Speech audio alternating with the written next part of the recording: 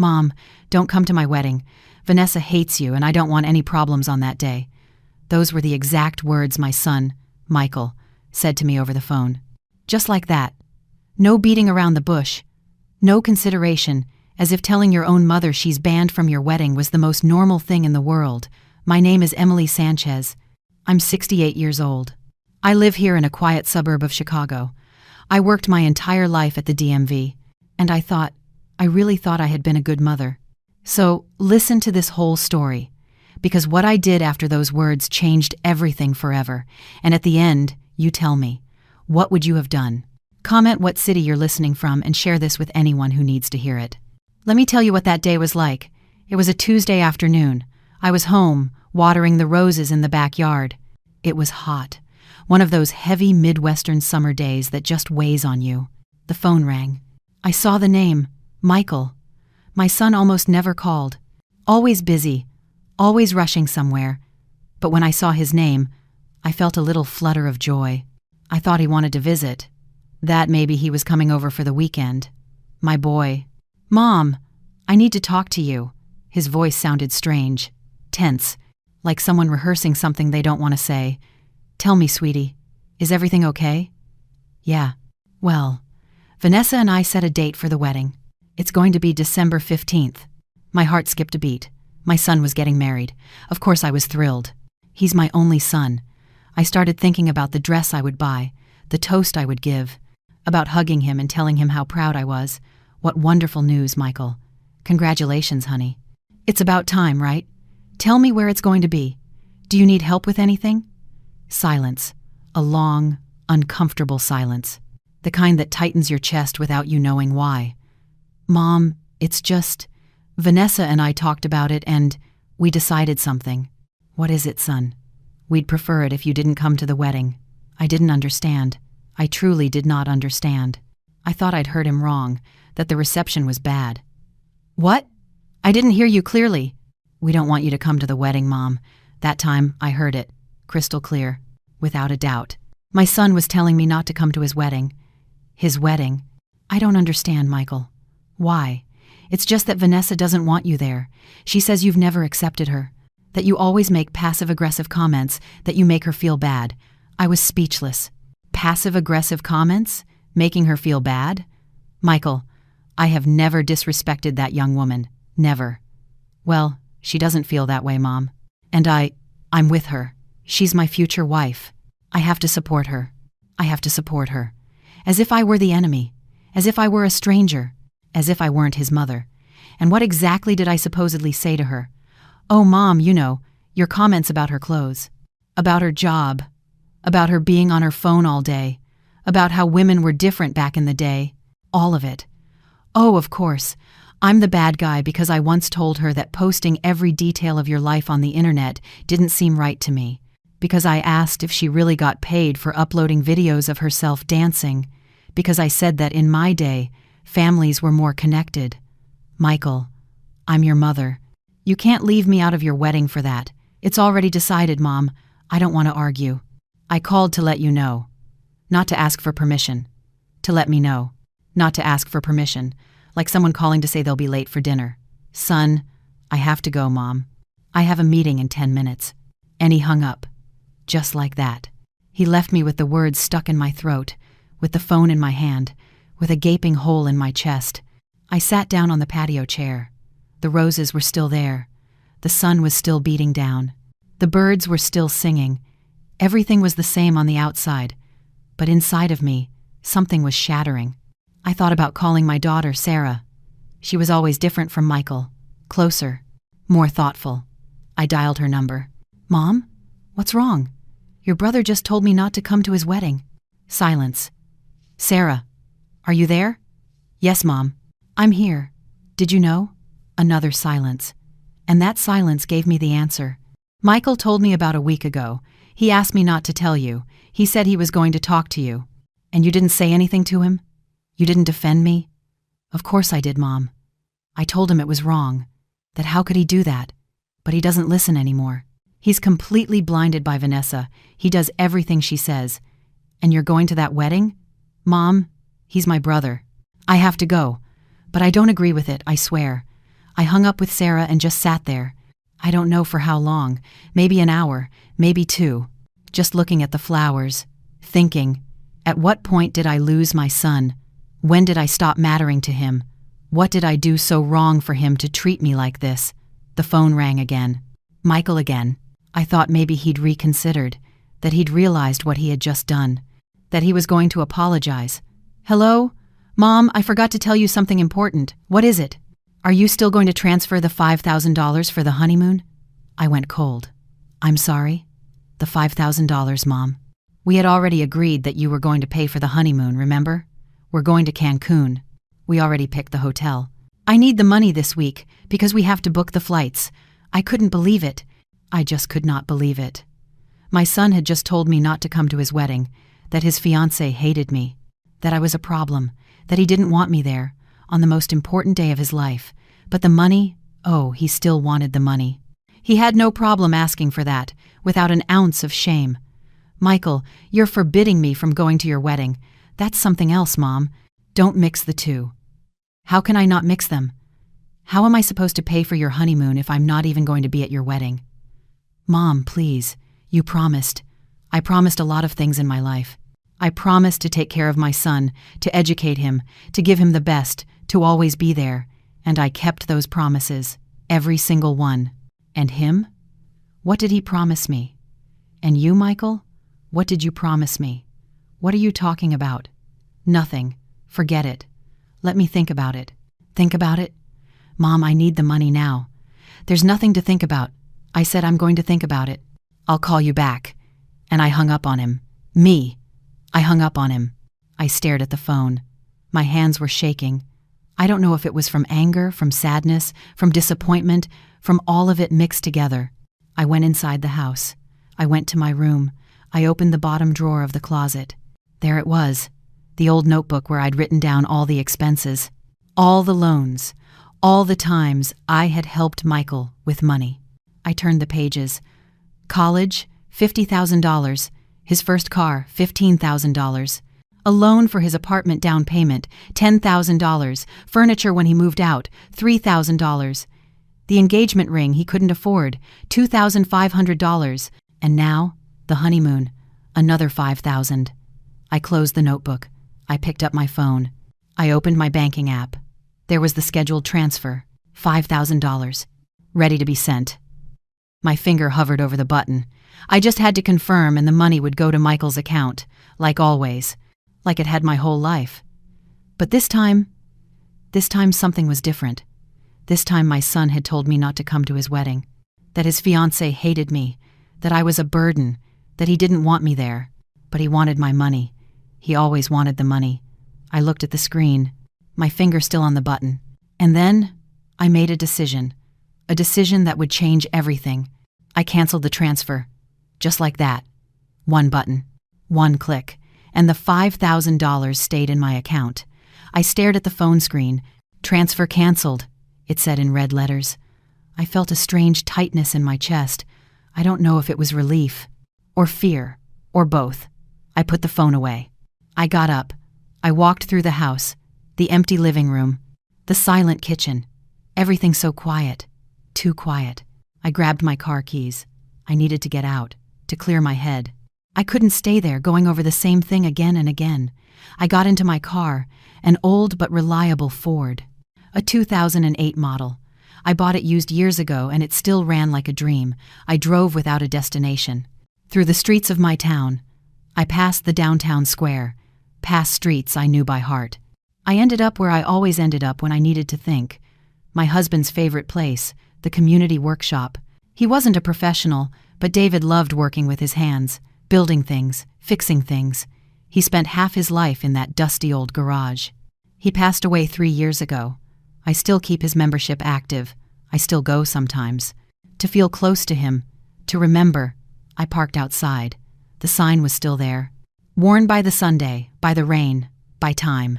But it was still there. I unlocked the door and went in. The smell of sawdust, and oil, and metal. That smell I knew so well, that had been part of my life for so long. I turned on the light. The workshop was empty. It was late. Everyone else had gone home. Just me. Just the silence. And the memories. I sat on an old wooden stool, one David had made. I just sat there, looking at the walls, the tools hanging in their places, the old calendars, the photos. There was a photo tacked to the wall. Michael was about 6 years old. He was standing next to his dad, both in overalls, both covered in sawdust, both smiling. That day he had helped his dad. Well, helped is a strong word. He was mostly in the way, but David let him stay, run around. Hand him tools, pretend to be a worker. At the end of the day, he told his dad, "Dad, when I grow up, I'm going to work here with you. We're going to be partners." David believed him. Of course he did. He was his son, his only son. I got up from the stool. I walked over to the photo. I touched it with my finger. The glass was dusty. I wiped it with my hand. "Liar," I said in a low voice. "Liar." He never worked with his dad. When he grew up, he wasn't interested in the workshop. He said that was for people without an education, that he was going to be a professional, that he was going to work in an office, with a suit, with air conditioning. And he did it. He got a business degree, got a job at a corporation, sold luxury cars. He did well, made good money. But he never, ever looked back at this place. Never asked how things were. Never offered to help. The father whose memory he now ignored had paid for his school, his college, his car, his entire life. He didn't care about this place. The phone rang. It was Michael again. I let it ring. Once, twice, 3 times. I didn't answer. I didn't want to talk to him. Not yet. He sent a text. "Mom, did you make the transfer yet? I need to confirm the flights today." Not a "how are you?" Not a "I'm sorry for earlier." Nothing. Just the money. Always the money. I put the phone away. I turned off the light in the workshop, locked everything up. I got in my car and drove back home. When I got there, it was already dark. The house felt emptier than ever. Ever since my husband died, everything feels this way. Empty, cold, lonely. I opened the fridge. There were leftovers from yesterday. I heated them up in the microwave, served myself a plate.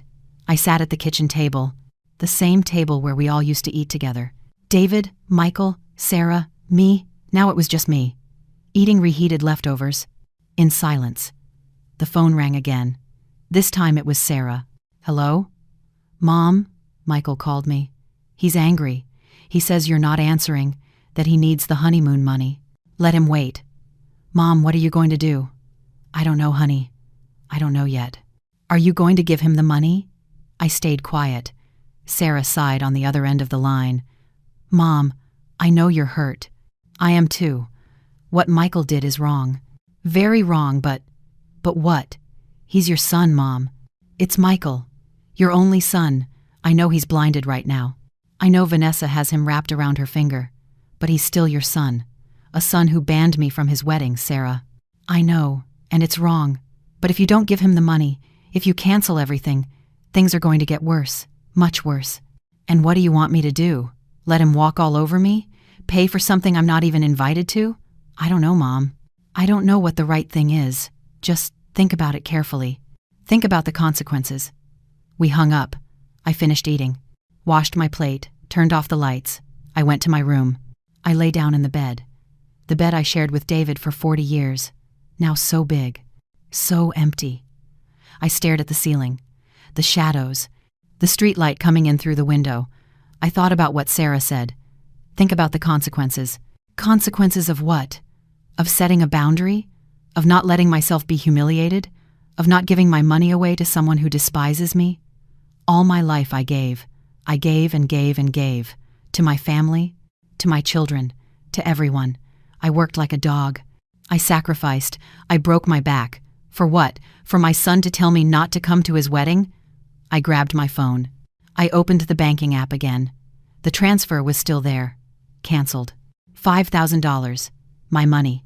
The money I earned with my work. With my sweat. Why should I have to give it to someone who treated me like this? I got another text from Michael. "Mom, it's 10 p.m. What happened with the transfer? I need it urgently."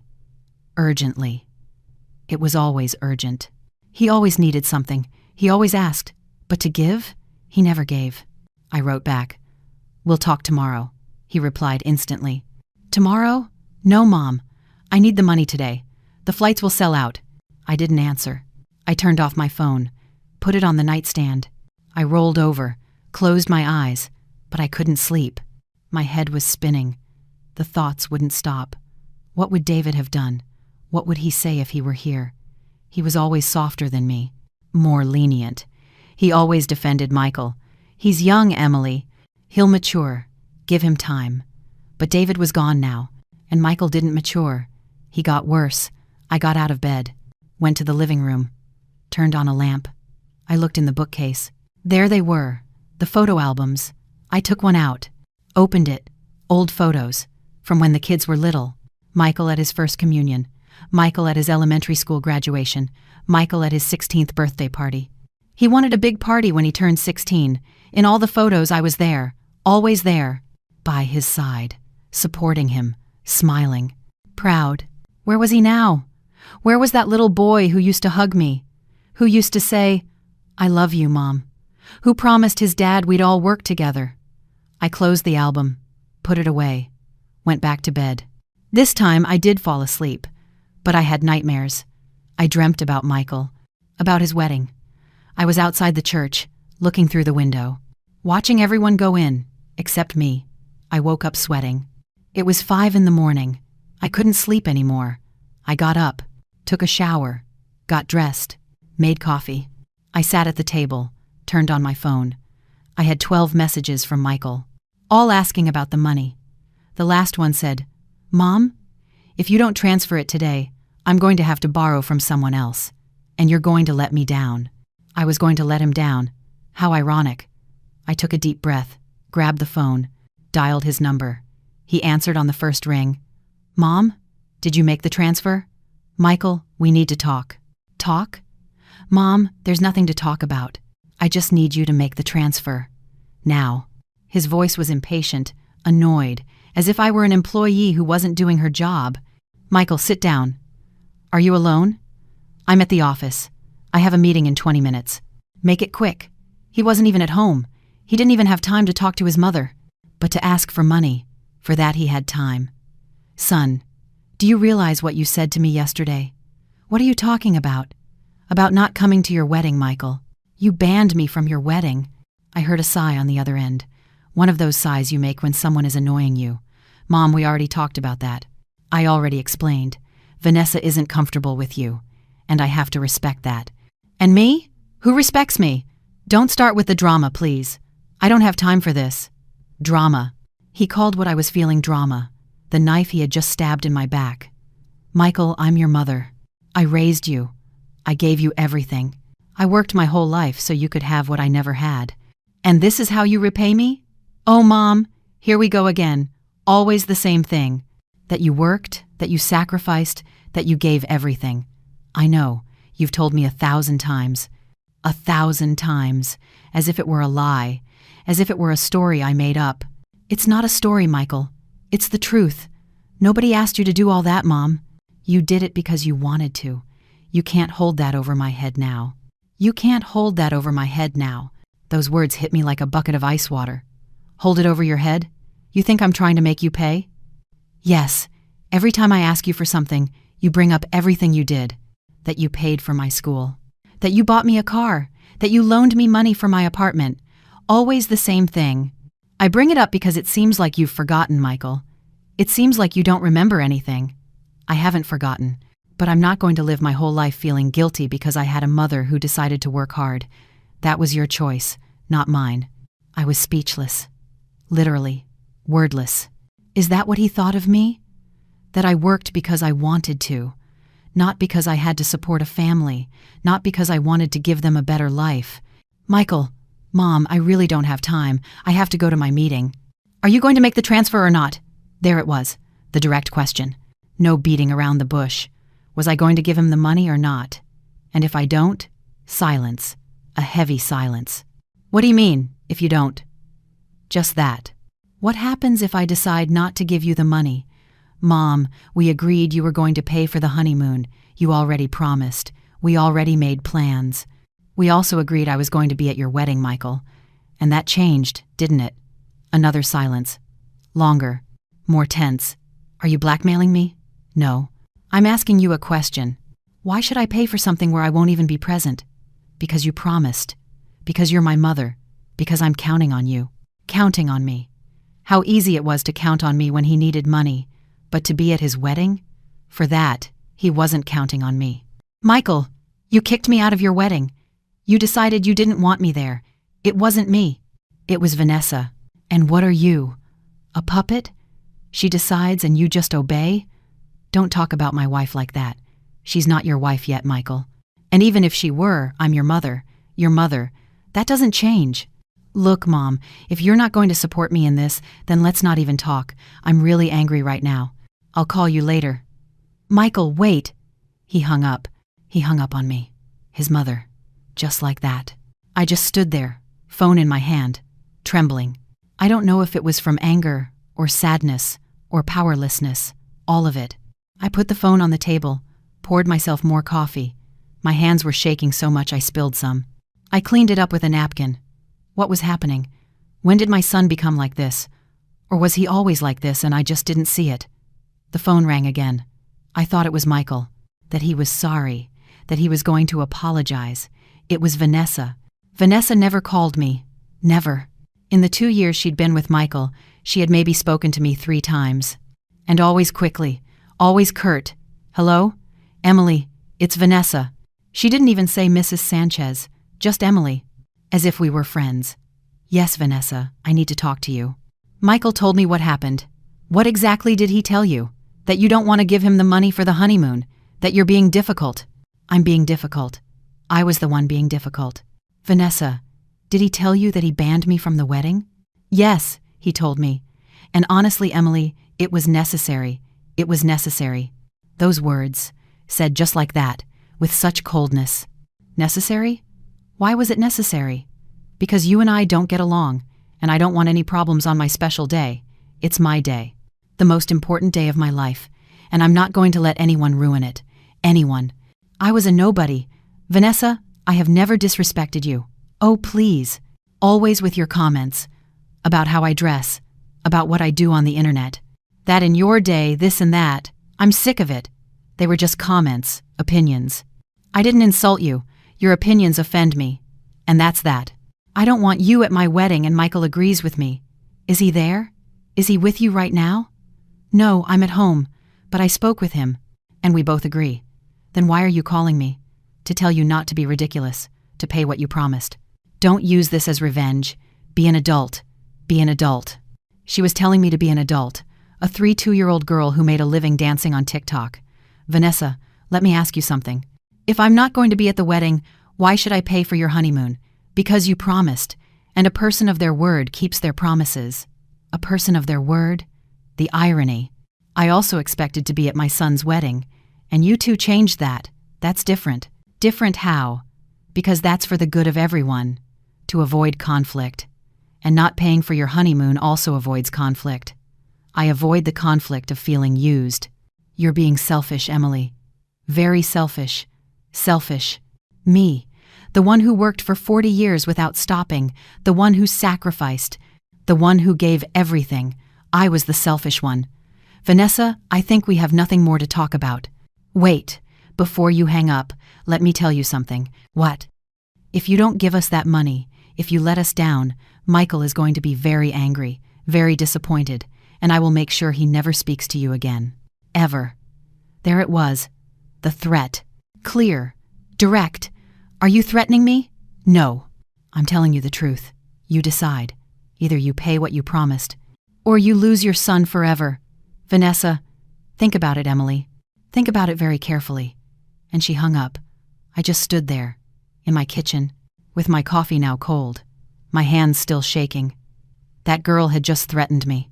She told me if I didn't pay, I would lose my son, as if Michael were an object, as if she had total control. And the worst part, the saddest part, was that she was probably right. Michael did whatever she said. He was blinded, manipulated. He didn't think for himself anymore. I sat down in the chair, put my head in my hands. What was I going to do? Pay so I wouldn't lose my son? Or refuse and risk losing him forever? I thought of David, of what he would tell me.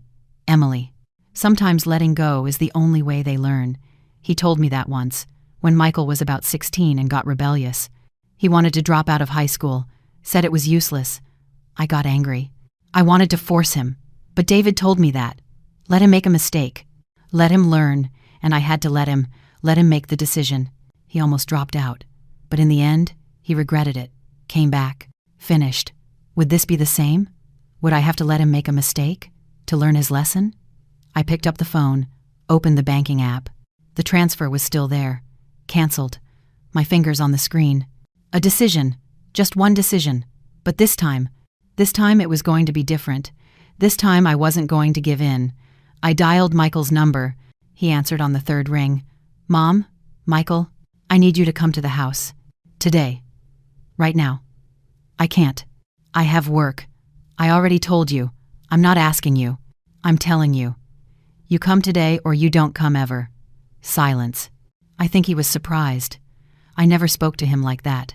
I never demanded anything from him. All right, I get off at 6. I'll be there around 7. I'll be waiting. I hung up. My hands were shaking, but this time it wasn't from fear. It was something else. It was determination. It was courage. It was dignity. The hours passed slowly, very slowly. I took a shower, did my makeup, put on a nice blouse. I wanted to look good. I wanted to feel good. I made coffee. I took out the notebook where I had all the expenses written down. I put it on the kitchen table, and I waited. At 7:15, the doorbell rang. I opened the door. There was Michael. In his office suit, his expensive tie, his shiny shoes. He looked good, successful, prosperous, all paid for with my money. Come in. He walked in without a greeting, without a kiss, without a hug, nothing. He just came in and stood in the living room with his arms crossed. What's so urgent, Mom? I'm supposed to meet Vanessa at 8. Sit down. I'd rather stand. Sit down, Michael. Something in my voice made him obey. He sat on the couch, the same couch where he used to sit and watch cartoons as a boy, where he did his homework, where he would fall asleep waiting for me when I came home late from work. I sat across from him. I put the notebook on the table between us. What's that? This, son, is a record of all the money I've given you in your life, from the day you started college until today. Why are you bringing that out? So you can see, so you can remember, so you can understand. I opened the notebook. I turned the pages. I showed them to him one by one. College. 4 years. Full tuition. $50,000. The car I bought you when you graduated. $15,000. The loan for your apartment because your credit wasn't enough. $10,000. The furniture when you moved out. $3,000. The engagement ring you couldn't pay for in full. $2,500. Michael looked at me without expression, as if I were reading him the menu at a restaurant. And? Is that all you're going to say? What do you want me to say, Mom? I know you helped me. I already know. Why are you repeating it? Because it seems like you've forgotten, Michael. It seems like you don't remember anything anymore. I haven't forgotten, but I'm not going to live on my knees thanking you for the rest of my life. I already told you. That was your decision. My decision was to be your mother. My decision was to give you what I never had. My decision was to sacrifice so you could have a better life. Nobody forced you. Those 3 words. Nobody forced you, like a slap in the face. You're right. Nobody forced me. I did it because I love you, because you're my son, because I thought it was worth it. You thought? Yes, I thought, past tense, because now I'm not so sure. Michael stood up from the couch. You know what, Mom? I didn't come here for you to make me feel guilty. If you were just going to call me here to throw everything you did for me in my face, I'd rather leave. Sit down. No. Sit down or I swear you will never enter this house again. He stood there, looking at me with those eyes. They were no longer my son's eyes. They were the eyes of a stranger, cold, calculating. But he sat down. Speak. Tell me what you want. I want you to understand something, Michael. I worked my whole life. Since I was 14. My father, your grandfather, was an alcoholic. He spent all the money on drink. My mother washed other people's clothes to feed us. I had to drop out of high school to work. To help. I had no choice. I know that story, Mom. You've already told me. Well, I'm going to tell you again, because it seems you didn't understand it. I worked as a waitress. They paid me peanuts. But I learned. I worked hard. When I was 23, I met your dad. We got married. We lived in a tiny rented room. We had nothing, but we were happy. Michael stared at the floor. He wouldn't look me in the eye. When you were born, I made a promise. I promised your dad, and I promised myself, that you wouldn't go through what I went through, that you would have everything, school, clothes, food, opportunities, everything, and I had it. What more do you want? Respect, Michael. That's what I want. Respect. I respect you, Mom. No, you don't respect me. If you respected me, you wouldn't have banned me from your wedding. If you respected me, you wouldn't be demanding I pay for your honeymoon as if it were my obligation. You promised to pay for it. And you promised many things too, son. Do you remember? When you were 6, you told your dad you were going to work with him. That you were going to be partners. A lie. When you were 16, you told me you would take care of me when I got old. That you would never leave me alone. A lie. When your dad got sick, you told me you would be there. That we would take care of him together. A lie. You showed up 3 times in 6 months. I had a job, Mom. I couldn't be there all the time. But you have time to ask me for money. For that, you always have time. Michael stood up again. That's enough. I'm not going to listen to this anymore. I came because you said it was urgent. But this is just emotional manipulation. Manipulation. I was the one manipulating, not Vanessa. Me. Don't bring Vanessa into this. She's already in it, Michael. She was the one who decided I shouldn't go to your wedding. She has you under her thumb. You don't think for yourself anymore. You do what she says. She's my partner. I have to support her. And what am I? Am I nothing? You're my mom. But she's going to be my wife. My priority. Priority. That word hurt more than I thought it would. I was no longer a priority. I no longer mattered. All right, Michael. I understand. She's your priority. Perfect. Then let her pay for your honeymoon. What? You heard me. I'm not paying for your honeymoon. I'm not giving you the $5,000. Mom, you're playing dirty. We already agreed. No. You played dirty with me. You changed the rules. I'm just adapting. You can't do this. Of course I can. It's my money. My decision. Michael turned red. From anger. The veins in his neck bulged. You know what? You're selfish. A selfish, bitter old woman. That's why Vanessa doesn't want you at the wedding. Because you're unbearable. Maybe so. But this selfish old woman is no longer going to keep giving her money away to someone who doesn't value it. You're going to let me down. You let me down first, son. This isn't over, Mom, I swear. Perfect. You know where the door is. Michael walked towards the exit. He stopped before opening it. When you regret this, it will be too late. Too late. We'll see about that. He opened the door. Left. Slammed it. I heard his car start, the tires squeal. He was gone. I stood there, in the empty living room, with the notebook still on the table, my heart pounding hard. Very hard. I don't know if I did the right thing. I don't know if I did the wrong thing, but for the first time in a long time, I felt something different. I felt that I had set a boundary, that I had defended my dignity, that I hadn't let myself be walked all over. I sat on the couch, took a deep breath, closed my eyes. David, I hope I'm doing the right thing. The phone rang. It was Sarah. Mom, Michael just called me. He's furious. He says you're not going to give him the money. He says you were being stubborn. What happened? What had to happen, honey? I told him no. Mom, Sarah, I know you support me. I know you understand. But I've made this decision. I'm not going to change my mind. What if Michael stops talking to you? Then so be it. But I'm not going to buy his affection. I'm not going to give away my money so he can tolerate me. I have dignity. Sarah was quiet for a few seconds. I understand, Mom. And you know what? You're right. Michael went too far, and someone had to put him in his place. Thank you, honey. I love you, Mom. So much. I love you too, sweetie. I hung up. I stayed in the silence of the house. But this time the silence didn't feel so heavy. It felt different. It felt like peace. I didn't know what was going to happen next.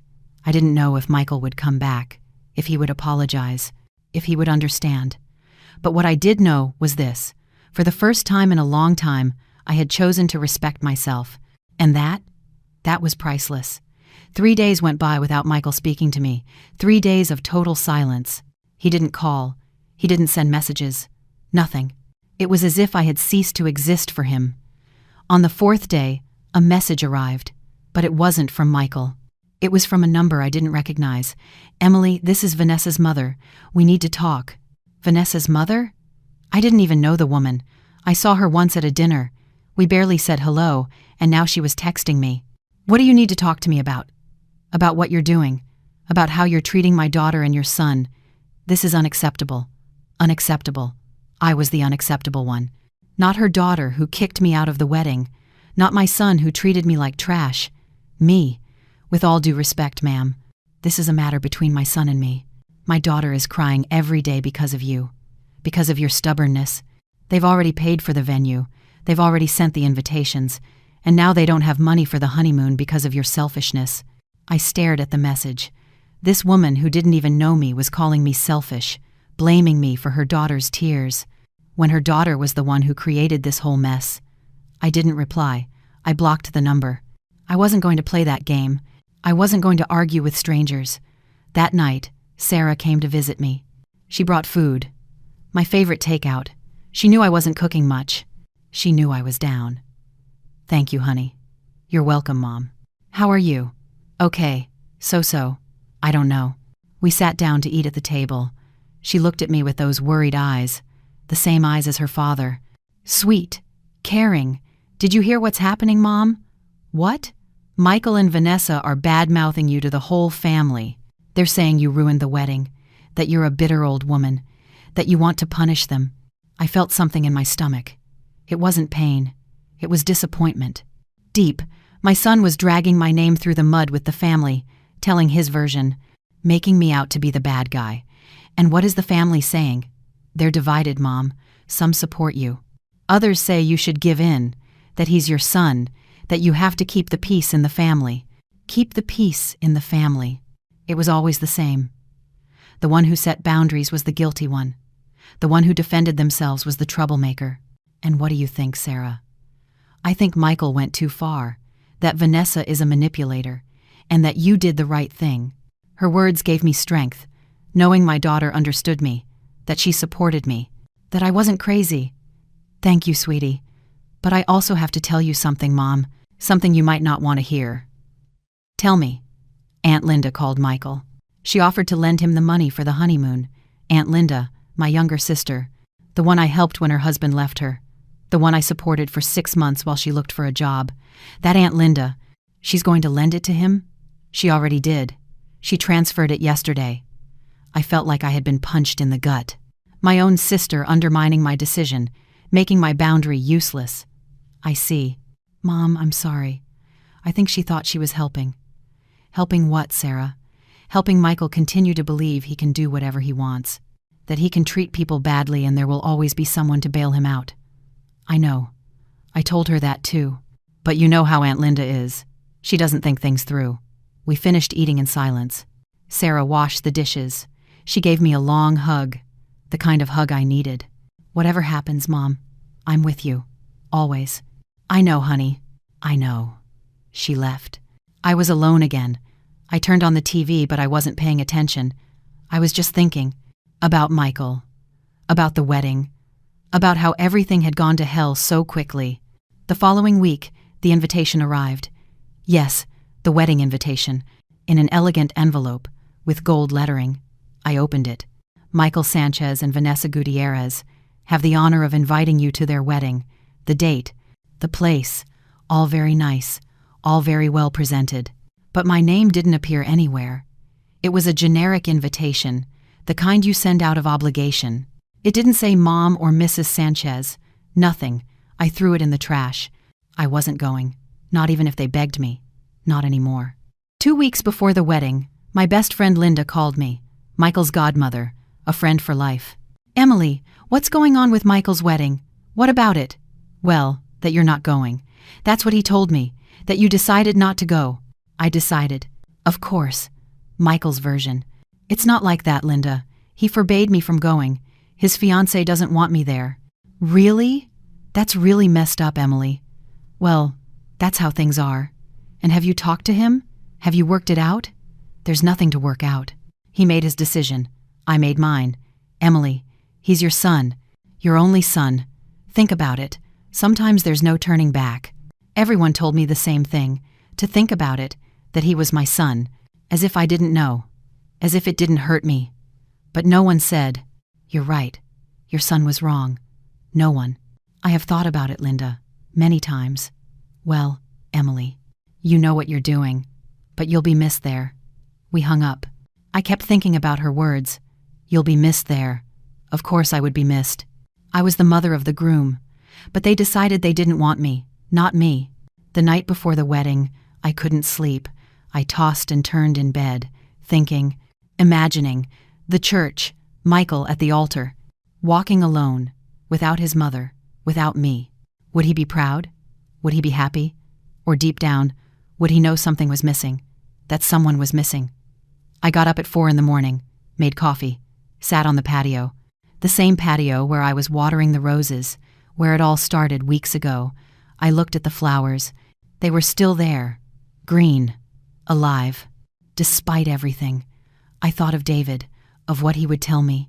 Emily, it hurts, but sometimes letting go is the only way for them to learn to appreciate. I took out my phone, looked for old photos. Michael as a baby, Michael at his first communion, Michael graduating, all those memories, all those moments that I thought mattered. Did they matter, or was it all in vain? I put the phone away, went inside, took a shower, got dressed. But I didn't put on a dress. I put on normal clothes. Jeans, a plain shirt. I wasn't going to any wedding. I left the house, got in my car, drove without a destination. I passed by the church where the wedding was going to be. There were people outside, decorations, flowers, all very elegant. I kept going. I didn't stop. I didn't look back. I drove until I reached the lakefront, my safe place, my refuge. I parked. I got out. I sat on a bench facing the water, and there I allowed myself to cry. For the first time in weeks, I cried. I cried for my son, for the relationship we lost, for the mother I no longer was, for the man he had ceased to be. I cried until I couldn't anymore, until my chest ached, until the tears ran out, and when I finished crying I felt something strange. It wasn't peace. It wasn't happiness. It was acceptance. The acceptance that I had done what I had to do, that I had defended my dignity, that I hadn't let myself be humiliated. At that moment, right at that moment, my phone buzzed. It was a message from an unknown number. I opened it and what I read changed everything. The message said, "Mrs. Sanchez, this is Mark, Vanessa's cousin. I need to talk to you. It's important, very important." Mark, I think I saw him once. A young man, about 25. Quiet, serious. We never talked much. What is it about? I can't tell you over text. Can we meet? Today. Now. I looked at the time. It was 11 in the morning. The wedding was at 5 in the afternoon.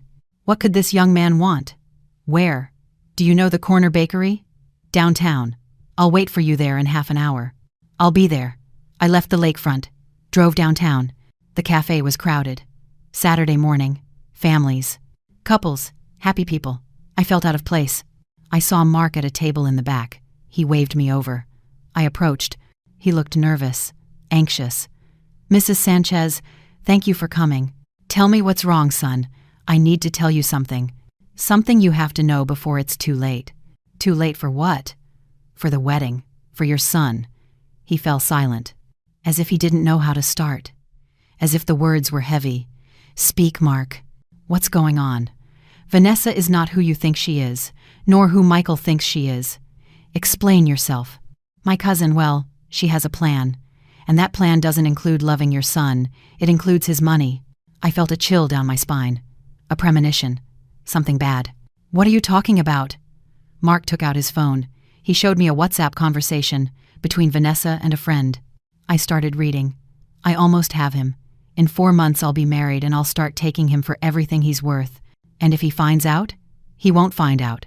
He's an idiot. He does everything I say. He even kicked his own mom out of the wedding because I wanted to. And the mom? That old woman is the only problem, but I've already isolated her. No one supports her anymore. When I'm married, I'll make Michael cut off her access to everything. The properties, the workshop, everything." I felt the floor move beneath me. I couldn't believe what I was reading. I kept scrolling. The plan is to stay married for 2 years, get pregnant, and then divorce him. With good alimony and half of everything. You're a genius, girl. I know. And the best part is Michael is so in love he doesn't suspect a thing. It's perfect. I stopped reading. I looked up. Mark was looking at me with pity. Is this real? It's real, Mrs. Sanchez. That's why I called you. I couldn't stay silent. I know you and my cousin don't get along. I know she kicked you out of the wedding, but your son doesn't deserve this. No one deserves this. Why are you telling me? Why not, Michael? Because Michael won't believe me. He's blinded. But you're his mom. If you show him this, maybe he'll react. I was silent, processing, assimilating. My son was about to marry a woman who only wanted him for his money, who had everything planned, who was going to destroy him. How many people know about this? Just me. I saw this conversation by accident. Vanessa left her phone open at a family dinner. I took pictures of the messages. And your family? Do they know what she's like? My aunt, her mom, knows perfectly well who Vanessa is, but she doesn't care. She says her son-in-law's money will benefit everyone. Of course. That's why Vanessa's mom had texted me. That's why she attacked me. Because I was the obstacle. The only one who saw who her daughter really was. Mark, can you send me those screenshots? Of course. I'll send them right now. My phone buzzed. The images arrived. I saved them. I reviewed them one by one.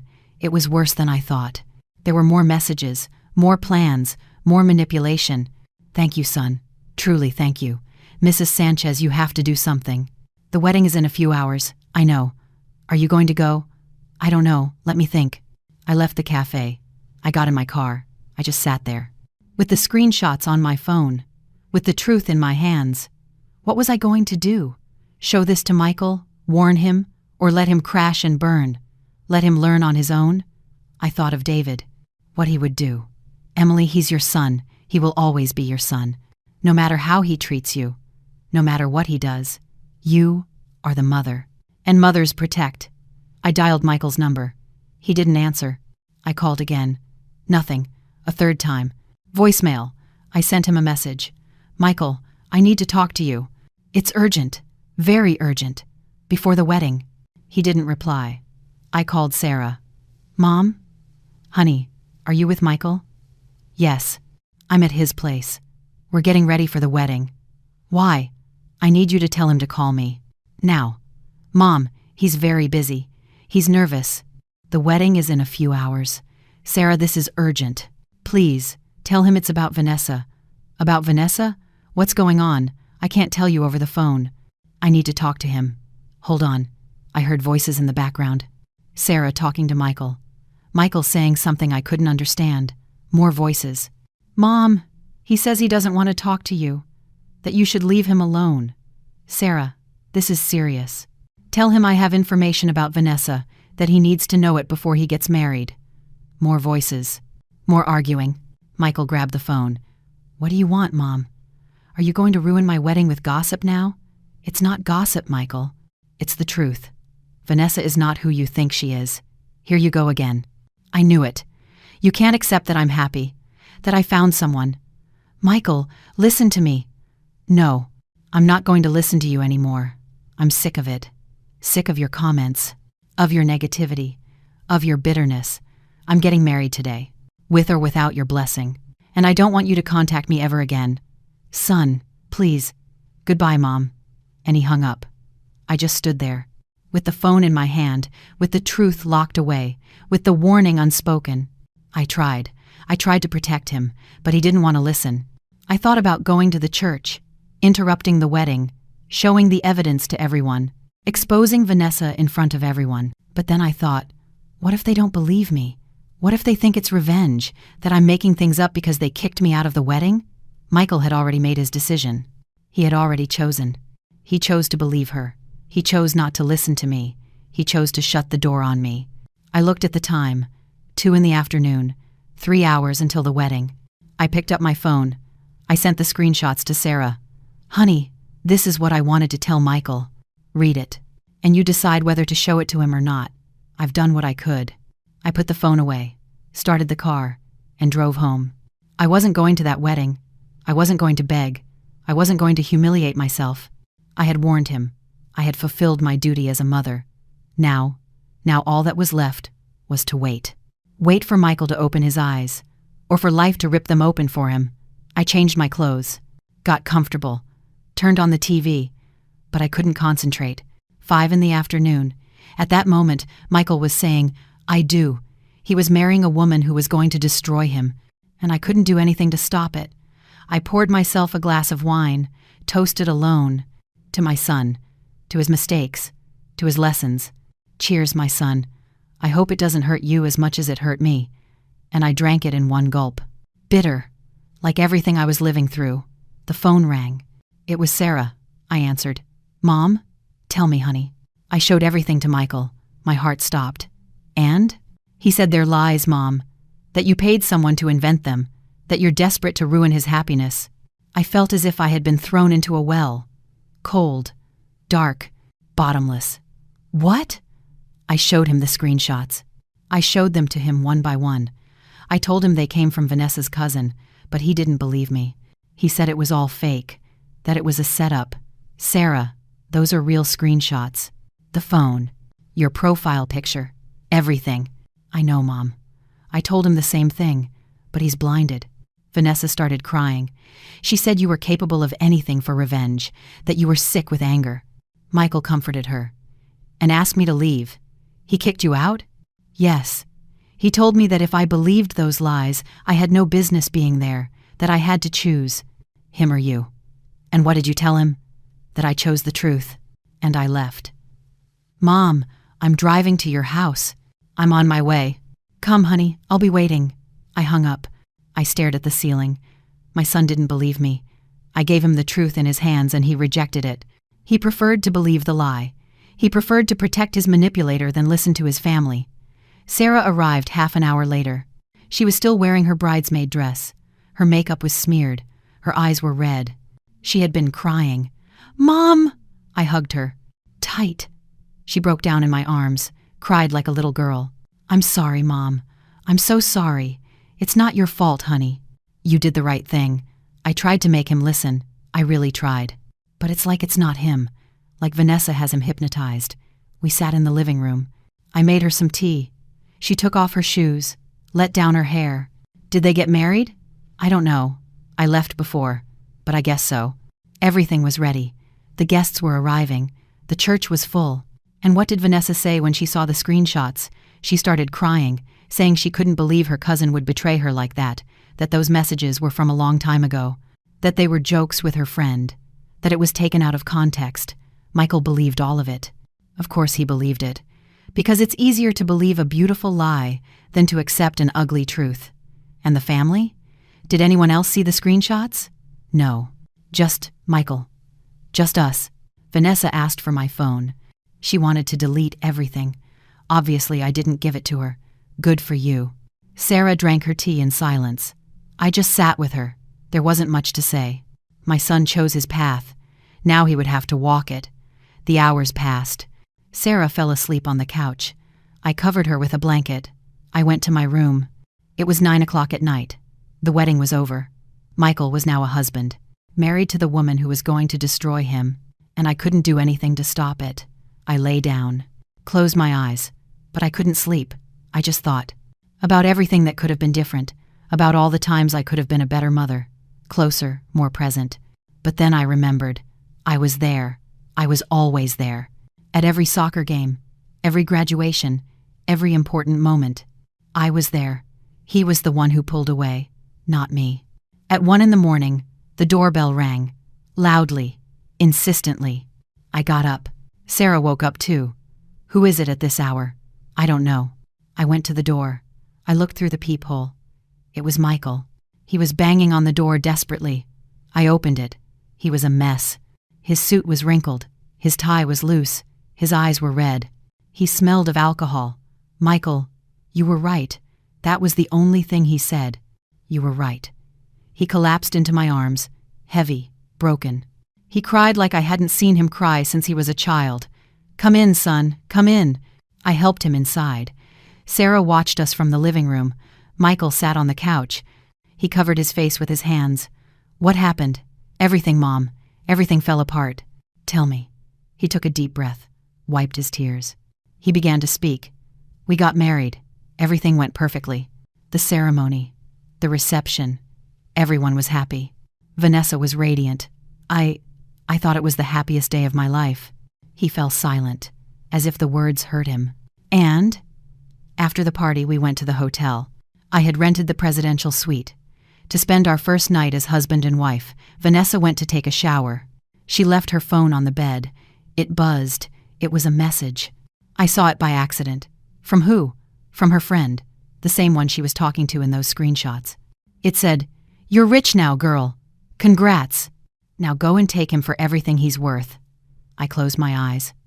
Poor boy. Poor fool. I went into her phone. I read everything. Mom, everything you showed us was true. Everything. And there was more. So much more. She has another boyfriend. She's had him for a year.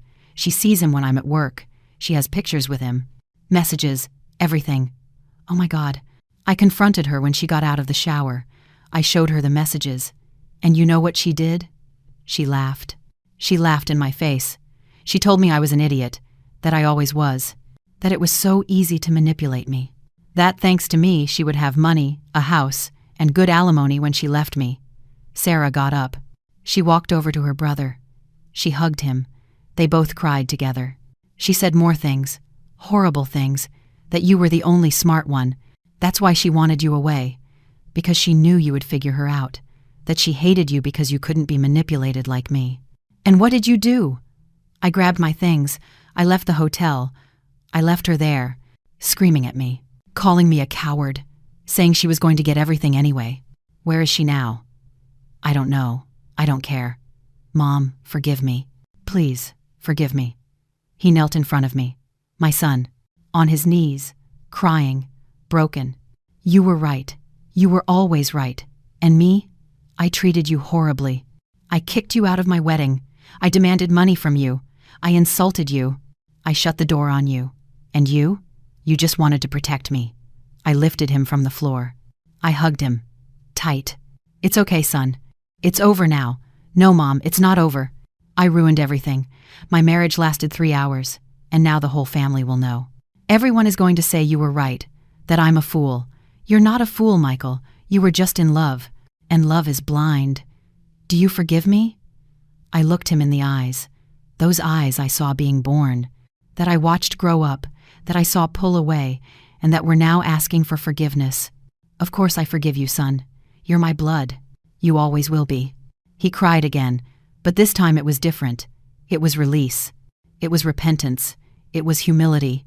Sarah made coffee. The 3 of us sat at the table. As a family, like we hadn't in years. And what am I going to do now, Mom? Now you're going to annul that marriage. You're going to talk to a lawyer. You're going to protect your assets. And you're going to learn from this. Learn what? That money isn't everything. That family matters. That when someone who loves you warns you about something, it's because they truly love you, not because they want to control you. Michael nodded. He wiped his tears. Aunt Linda lent me the money for the honeymoon. I'm going to pay her back tomorrow. I don't want anything that came from betraying your decision. That doesn't matter now, son. Yes, it matters. You set a boundary. And I crossed it. I used the family to get what I wanted. It was wrong. For the first time in a long time, I saw my son. The real Michael. Not Vanessa's puppet. The man I raised. You can stay here tonight, son. Thank you, Mom. Thank you for not closing the door on me like I closed it on you. That night, the 3 of us slept in the house. Sarah in her old room, Michael in his, and me in mine. But this time the house didn't feel empty. It felt full. Of truth. Of forgiveness. Of family. The next day, Michael woke up late. It was almost 11 in the morning. He came down to the kitchen in the same wrinkled wedding suit. His eyes were swollen. His hair was a mess. Good morning, son. Good morning, Mom. I served him coffee, made eggs and toast, like when he was a boy and lived here. We ate in silence, an uncomfortable silence. Heavy. Mom, I have to go to my apartment. Vanessa has a key. I have to change the locks before she gets in and takes things. Do you want me to go with you? No need. I'm going with you. We got in my car. I drove to Michael's apartment. A nice one. in an expensive area, the one I helped him make the down payment on. When we arrived, a surprise was waiting for us. The door was open, forced. We went in carefully. The apartment was trashed. Vanessa had gone through it like a hurricane. She had taken things. The TV, the laptop, Michael's clothes, even the pictures off the walls. Son of a... Michael didn't finish the sentence.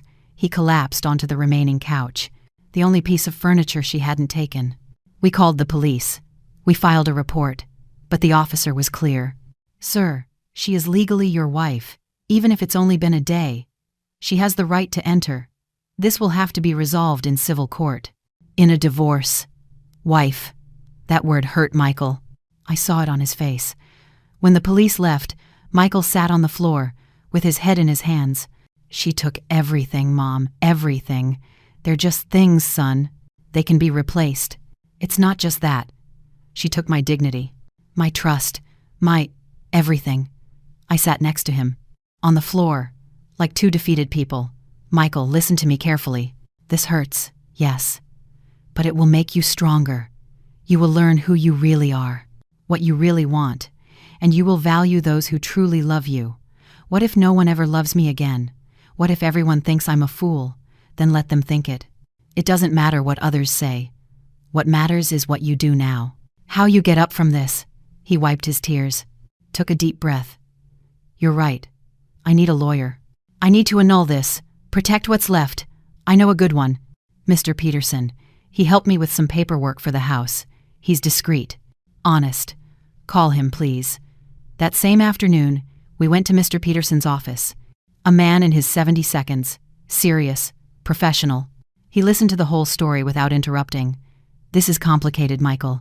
You are legally married. Even if it was fraud, you have to prove it. And in the meantime, she has rights to your assets. How long will it take? A year, minimum. Maybe more. It depends on how difficult she decides to be. Michael looked desperate. Mr. Peterson continued. My advice. Gather all the evidence. The messages, the testimonies, everything. And have no contact with her. None. Anything you say can be used against you. We left the office. Michael was quiet, processing, realizing this was going to be a long haul. Where are you going to go, son? You can't stay in that empty apartment. I don't know. Maybe I'll rent something small, while this gets sorted out. Or you could stay at home. With me. He looked at me surprised. Really? Of course. It's your home. It always was. For the first time all day, I saw something like relief on his face. That night, we packed up what little was left in his apartment. Clothes, some papers, old photos. Everything fit into 3 boxes, his life reduced to 3 boxes. On the way back home, Michael broke the silence. Mom, I need to tell you something. What is it? These last few years, I became someone I wasn't. I became arrogant, conceited. I treated you like you didn't matter, like you were just someone who owed me things. Son, no, let me finish. I need to say it. I'm ashamed of how I spoke to you, of the things I said to you, of banning you from my wedding, of demanding money from you, of everything. Tears streamed down his face as he drove. I had to ask him to pull over. Stop. Stop the car. He parked on the side of the road. He wept. He wept in a way I think he needed to for a long time. Mom, why didn't you close the door on me? After everything I did to you, why did you take me in last night? Because you're my son, Michael, and sons make mistakes. We all make mistakes. But a mother's love doesn't change. You can disappoint me. You can hurt me. You can push me away. But I will always, always be here. He hugged me, like when he was a child and was scared, like when the world was too big for him. I love you, Mom. And I'm so sorry I ever stopped saying it. I love you too, my son. I've always loved you. We arrived home late. We took the boxes up to his room, the room where he grew up, where he did his homework, where he dreamed of his future. It feels strange to be back. Think of it as a new beginning. That week was difficult. Michael had to inform his work, face the stares, the gossip. Everyone knew. The wedding that lasted 3 hours. The wife who turned out to be a con artist. Some colleagues mocked him. Others offered condolences. Michael endured it all, with his head held high, or at least trying to. At home, things were different. Sarah came over often. We ate together, we talked, we watched movies. As a family, like we hadn't in years. One evening, Michael found me on the patio. I was watering David's roses. He sat next to me. "Do you miss Dad?" "Every day." What do you think he would say about all this? I thought of David, of his smile, of his wisdom. He would say that sometimes you have to lose to learn how to appreciate. That pain teaches what words cannot. He was right. As always. Your dad was always right. Mom, are you ever going to truly forgive me? Not just with words, but in your heart. I looked him in the eye. I already forgave you, son. The day you knocked on my door. The day you knelt. The day you said, "You were right." That's when I forgave you, because I saw something I hadn't seen in a long time. I saw humility. I saw true repentance. I saw my son. I'm going to make it up to you. I swear. I'm going to be a better son, a better man, a better person. You don't have to make up for anything. You just have to learn and not make the same mistakes again. That night, I slept peacefully, for the first time in months, because my son was home, because my family was together, because despite all the pain, there was hope. The next day, a legal notice arrived. It was from Vanessa. She was demanding alimony, support, division of assets, everything she had planned. Michael stared at the paper. This is going to be a war. I know, but this time you're not alone. This time I'm with you. Why, Mom? After everything? Because that's what mothers do, Michael. They fight for their children. Until the very end. We called Mr. Peterson. We prepared the defense. We gathered evidence, the messages, Mark's testimony, everything. Vanessa didn't know who she was messing with. She thought Michael was weak, that he was alone. But she was wrong. Now he had his mother. And I was not going to let that woman destroy my son. This was just the beginning, the real battle. But this time we were going to win. The next 3 months were a legal nightmare. Vanessa did not give up easily. She hired an expensive lawyer, the kind that charges you to breathe, and she started attacking from all sides. First, she demanded alimony, claiming she had gotten used to a certain standard of living. Mr. Peterson laughed when he saw the lawsuit. This woman is ambitious. She's asking for $2,000 a month for a 3-hour marriage. And can they give it to her? Michael asked worriedly. Not if we present the right evidence, but it's going to be a battle. And it was. The hearings, the paperwork, the subpoenas, all designed to wear him down, to make Michael get tired and just pay. But they didn't count on something. Me. I paid the lawyer's fees. I accompanied Michael to every hearing. I sat beside him when his nerves were getting the best of him. Thanks, Mom. I don't know what I would do without you. What you should have done from the beginning. Trust your family. At the 3rd hearing, something happened. Vanessa arrived with her mother. The woman who had texted me months ago. They both saw me and gave me a look of disgust. The mother approached me, with that arrogance that only people with no class have. This is your fault, Emily, for putting ideas in Michael's head. My daughter was happy. Your daughter is a con artist, ma'am, and you know it. How dare you? Mr. Peterson intervened. Ma'am, please. This will be settled with the judge. Not here. The woman walked away, cursing under her breath. Vanessa just stared at me, with hatred, with resentment, but also with something else, fear, because she knew the evidence would bury her. Mark, the cousin, testified before the judge. He showed the original messages, explained how he got them. The judge listened intently. Vanessa's lawyer tried to discredit him, said it was a family feud, that Mark had issues with Vanessa, but it didn't work. The messages were clear, incriminating, real. Then came the surprise. Vanessa's other boyfriend, the real one. He showed up. I don't know how Mr. Peterson found him, but he did. The guy testified. He told everything, that Vanessa told him she was getting married for money, that it was temporary, that in 2 years she would get divorced and they would be rich. The guy was an idiot, but a useful idiot. When he finished testifying, I saw Vanessa's face. She turned pale. She knew she had lost. The judge gave his verdict 2 weeks later. Marriage annulled due to fraud.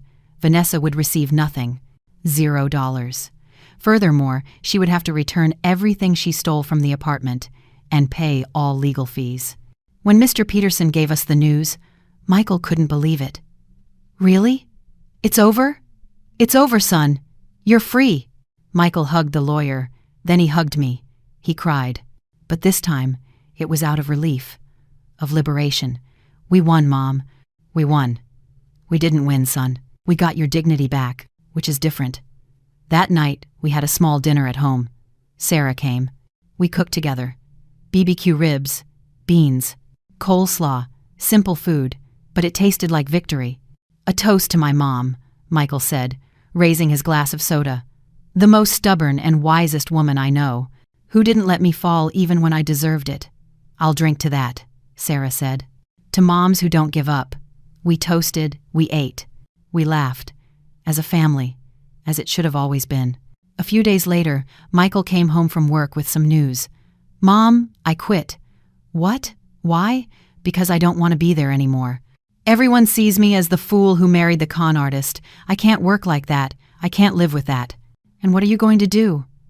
He fell silent, nervous, as if waiting for the right moment. I want to work on this house with you. Fix it up, if you'll still have me.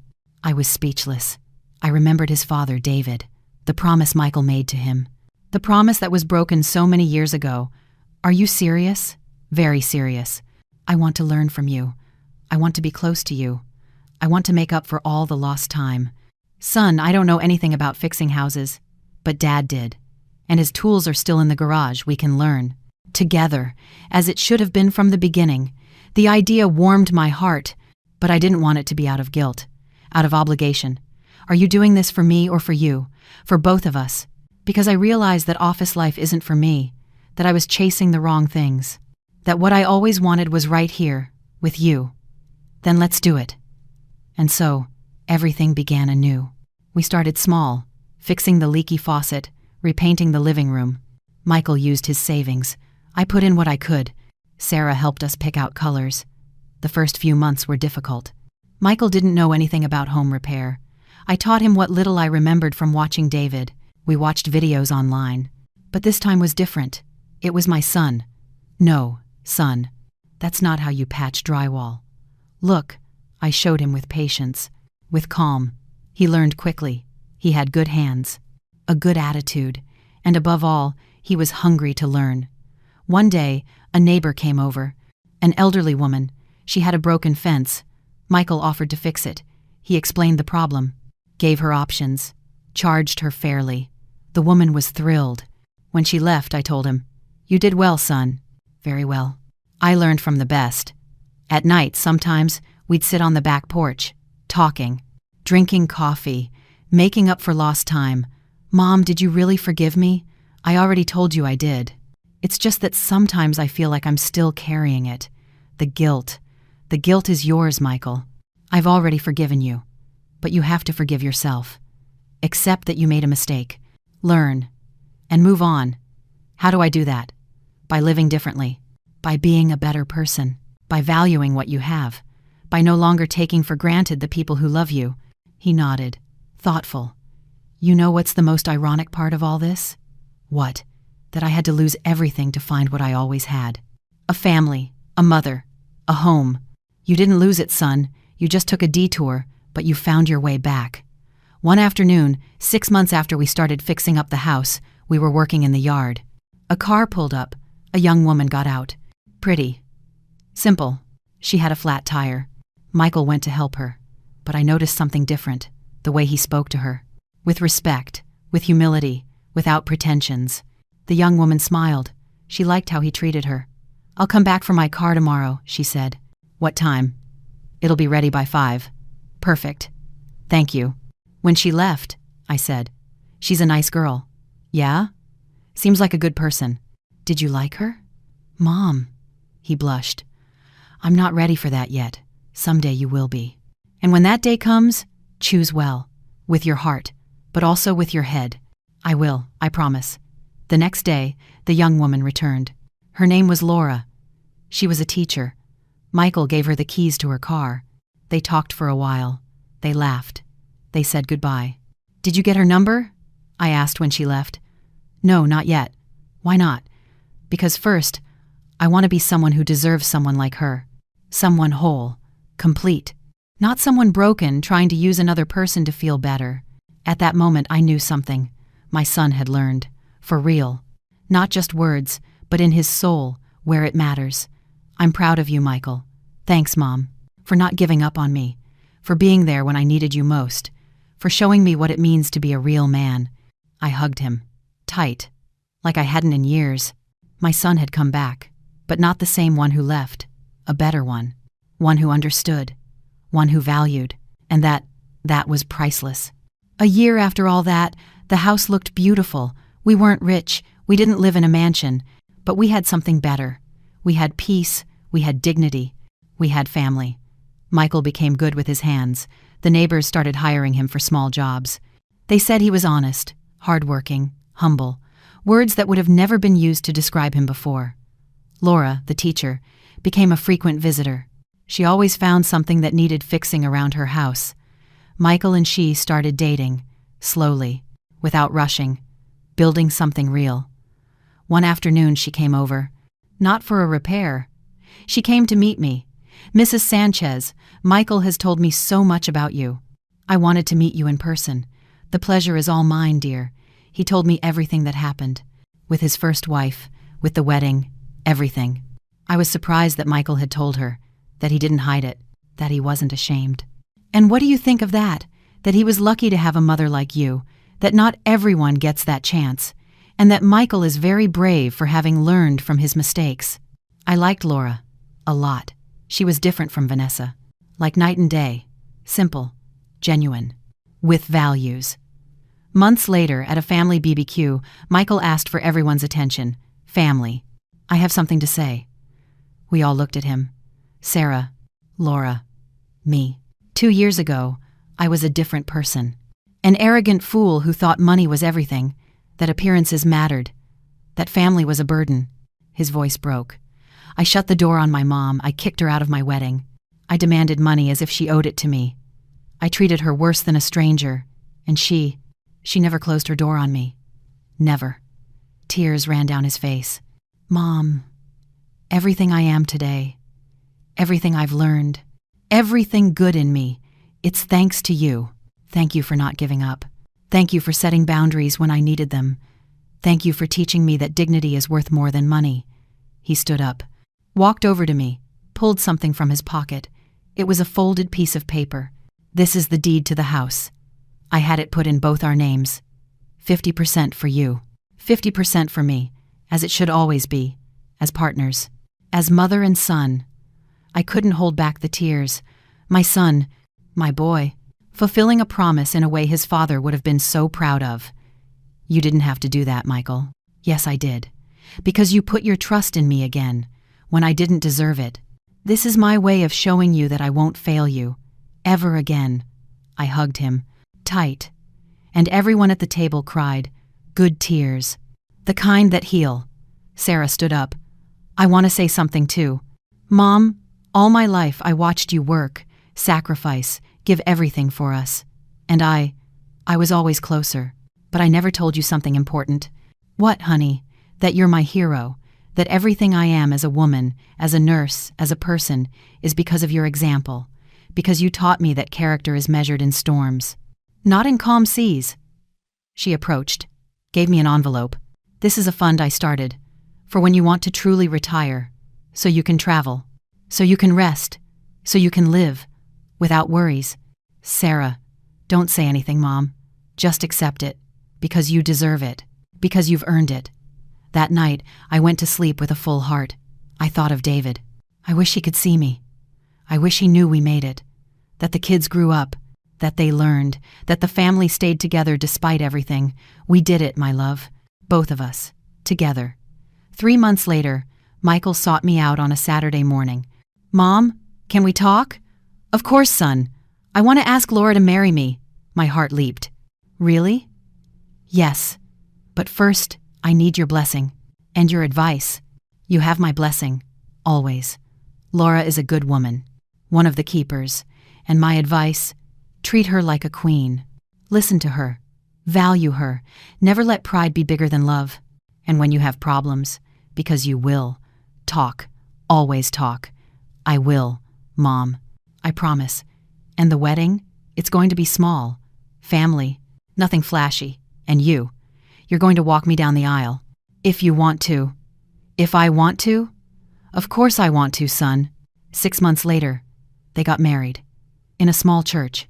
With 50 guests. Nothing fancy, but full of love. Real love. When it was time to walk down, Michael looked at me. Ready, Mom? Ready, son. We walked together, mother and son, down that aisle that I had been denied a year and a half before. This time, it was different. This time, it was real. Laura was radiant. Michael was nervous. I was proud. The ceremony was beautiful, simple, genuine. When the pastor asked, "Who gives this man?" Michael turned to look at me. My mother, the woman who never stopped believing in me. I couldn't speak. I just nodded and placed his hand in Laura's. At the reception, Michael gave a speech. 2 years ago, I was supposed to get married. That day, I excluded my mother. I pushed her away. I hurt her. And that marriage lasted 3 hours. Because something that starts with betrayal can never end well. The guests listened in silence. Today, I'm getting married again. But this time my mother is here, by my side, where she always should have been. And I know this marriage will last, because it's built on what's right. On love, on respect, on family. He raised his glass. A toast to my mom, Emily Sanchez, the most stubborn, most determined, and wisest woman I know, who loved me when I didn't deserve it, who taught me when I didn't want to learn, and who never, ever let me fall. Everyone toasted, I cried. But this time, it was from happiness, from pride, from peace. That night, as the party was ending, Michael approached me. Mom, can I ask you something? Of course. How did you know you shouldn't give in? How did you know that denying me the money was the right thing to do? Because your father taught me something before he died. He said, Emily, loving isn't giving them everything they ask for. Loving is giving them what they need, even if it hurts, even if they hate you for it, even if they push you away. He was right. He always was. He hugged me. Long. Sincere. Thank you, Mom, for everything. You're welcome, son. That's what I'm here for. Today, 2 years after all that, the house is in great shape. Michael and Laura are expecting their first baby. A girl. They're going to name her Rose, after my late husband's favorite flowers. Sarah is still a nurse. She still visits me every week. She's still my little girl. And me, I'm still here, working in my garden, tending to David's roses, living a peaceful life. Sometimes people ask me, Emily, don't you have any regrets? Didn't it hurt to deny your son the money? And I tell them the truth. Of course it hurt. It was the hardest thing I've ever done in my life. But I don't regret it, because if I had given him that money, I would have lost my son forever. By not giving it to him, I got him back. And it's true. Sometimes the greatest love isn't giving what's asked. It's having the courage to say no, to set boundaries, to defend your dignity, even if it hurts, even if it costs you, because in the end, family isn't built with money. It's built with respect, with boundaries, with true love. And that, my friends, that is priceless. Well, that was my story, the story of how I almost lost my son, and how I got him back by setting a boundary. Now you tell me, what would you have done in my place? Would you have given him the money, or would you have defended your dignity? Comment. Tell me what city you're listening from. And share this story with anyone who needs to hear it, with anyone going through something similar, with anyone who needs to remember that setting boundaries isn't ceasing to love. It's loving for real. Thank you for listening to this old woman, and may God bless you.